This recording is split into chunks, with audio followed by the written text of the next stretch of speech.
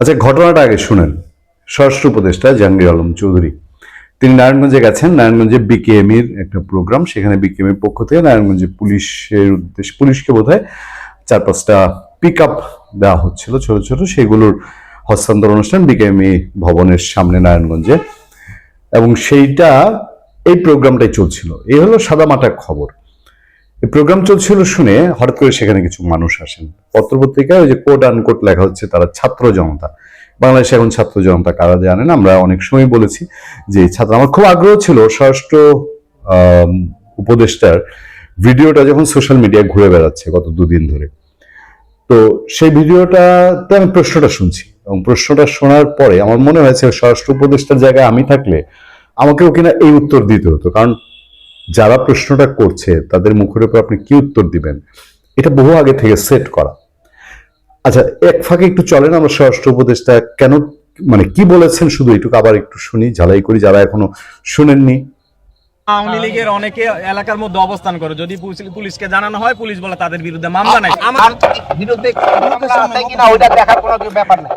বিষয় হলো স্বরাষ্ট্র উপদেষ্টা নারায়ণগঞ্জের প্রোগ্রামে গেছেন, এটা শুনে সেখানকার গিয়ে জড়ো হয় এই ছাত্র জনতার নামে লোকজন। তো স্বরাষ্ট্র উপদেষ্টা কেন এই ডিক্লেয়ার দিচ্ছেন যে আওয়ামী লীগের কোন লোকের নামে মামলা না থাকলেও তাকে ধরতে হবে, ধরতে তো হবে, আর যদি না ধরে তাহলে পুলিশকে তিনি বলছেন পুলিশের বিরুদ্ধে ব্যবস্থা নেওয়া হবে।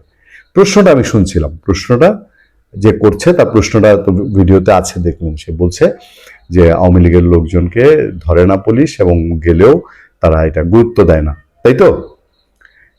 সেই প্রশ্নটা করার কারা করছে প্রশ্নটা, কারণ ভিডিওতে ওই লোকটাকে দেখা যায় নাই, চেনা যায় না।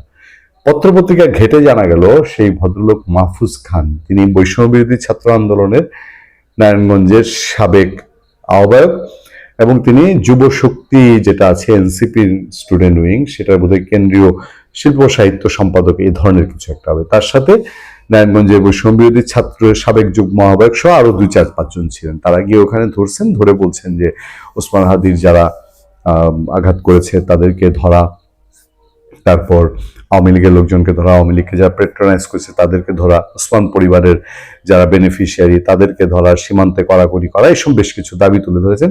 স্বরাষ্ট্র উপদেষ্টা বলেছেন যে এই দাবিগুলো শোনা হবে। তারপরে তিনি বলছেন যে আওয়ামী লীগের লোকজন যদি মামলা থাকুক না থাকুক এটা দেখার বিষয়ে তাদেরকে ধরতে হবে। দুইটা বিষয় এখানে খেয়াল করবেন। একটা হচ্ছে বাংলাদেশে এখন এই সরকার যেটা আছে, এই সরকার তো কোনো জনভিত্তি জনসমর্থনের সরকার না। 5 আগস্টে যা ছিল আর আজকের বিচারে যদি বিচার করেন তাহলে তো এটার মধ্যে আকাশ পাতাল পার্থক্য। সেই সরকারের পক্ষে এটা বলে দেওয়া সহজ।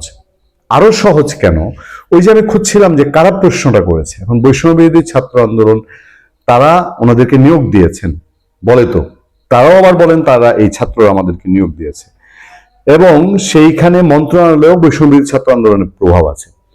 এই প্রশ্ন করার পরে স্বরাষ্ট্র উপদেষ্টা বক্তব্য দিতেন যে না না, এই মামলা না থাকলে আওয়ামী লীগ ধরো না। স্বরাষ্ট্র উপদেষ্টার চেয়ার নিয়ে তো এমনিই টানাটানি শুরু হয়েছে, চেয়ারটা থাকতো ভদ্রলোকের।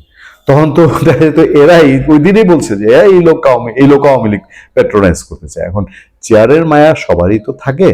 আমি জানি না স্বরাষ্ট্র উপদেষ্টা এই চেয়ারের মায়া আছে কিনা, শুধু এই চেয়ারের মায়ার কারণেই কি উনি ছাত্রদেরকে এমন একটা নির্দেশ দিলেন যেই নির্দেশে এই বাংলাদেশে কবেকার কোন কালে কেউ আওয়ামী লীগ করেছে অথবা আওয়ামী লীগ করে নাই। এই বাংলাদেশে পুলিশ এবং বৈষম্য বিরোধীরা যেই আকার ধারণ করেছে তাতে করে কেউ আওয়ামী লীগ করে নাই। যদি মর্জি না হয়, মন হইল না, হাইটা গেছে দেখা ভালো লাগলো না, তারা যদি বলে আওয়ামী লীগ, বাংলাদেশে তো নজির আছে, হঠাৎ করে যাকে মন চায় তাকে আপনি ফেসিবাদের দোসর আওয়ামী লীগ ছাত্রলীগ যুবলীগ বানিয়ে দিবেন। বানিয়ে দিয়ে এরপরে তলে তলে কি করবেন এটার তো স্বরাষ্ট্র উপদেষ্টার কানে যাবে না। ফলে স্বরাষ্ট্র উপদেষ্টা এমন বক্তব্য আইনত দিতে পারেন কিনা, একটা বাংলাদেশের সংবিধান যদি থেকে থাকে, বাংলাদেশে আইন আদালত যদি থেকে থাকে, এটা কি একটা বড় প্রশ্ন না? ভালো থাকবেন, সুস্থ থাকবেন। আপনার সাথে আমি আতিক রহমান, পূর্ণিয়া।